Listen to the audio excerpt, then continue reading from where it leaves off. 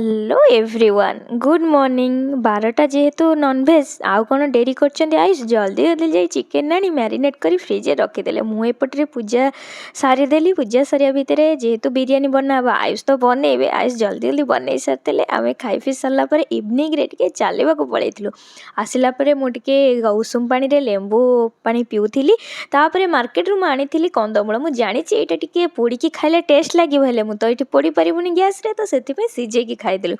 ରାତିରେ ପ୍ରିପାରେସନରେ ଚାଲିଥିଲା ଚକୁଳି ଅଣ୍ଡା। ତ ଏଇଟା ଭାବୁଥିବେ ଚକୁଳି ଅଣ୍ଡା କ'ଣ, ଯେଉଁମାନେ ଚେନ୍ନାଇରେ ରହୁଛନ୍ତି ସେମାନେ ଜାଣିଥିବେ ଏଠିକା ମାର୍କେଟରେ ଚକୁଳି ଅଣ୍ଡାଟା ବେଶୀ ମିଳେ। ତ ଏମାନଙ୍କର ଏଇଟା ଷ୍ଟ୍ରିଟ୍ ଫୁଡ଼୍ରେ ମିଳିଥାଏ, ବ୍ରେକଫାଷ୍ଟରେ ବି ମିଳିଥାଏ। ତ ଏଇଟା ଆୟୁଷ ଖାଇଥିଲେ ମାର୍କେଟରେ, ମୁଁ କେବେ ଖାଇନଥିଲି। ତ ସେଥିପାଇଁ କହିଲେ ଚାଲ ଆଜି ତୁମ ପାଇଁ ଘରେ ବନେଇଦେବି ଚକୁଳି ଅଣ୍ଡା। ଆଉ ସେଇଟା ଏମିତି ଚକୁଳିରେ ପଡ଼ିକିନି ଅଣ୍ଡାଟା ବନା ଯାଇଥାଏ। ତ ଭିଡ଼ିଓଟା ତ ଦେଖିକି ଜାଣିପାରିଲେ କେମିତି ବନାନ୍ତି। ଖାଇଲା ପରେ ମୁଁ ଜାଣିଲି ଆରେ ବାଃ ବଢ଼ିଆ ଟେଷ୍ଟ ବି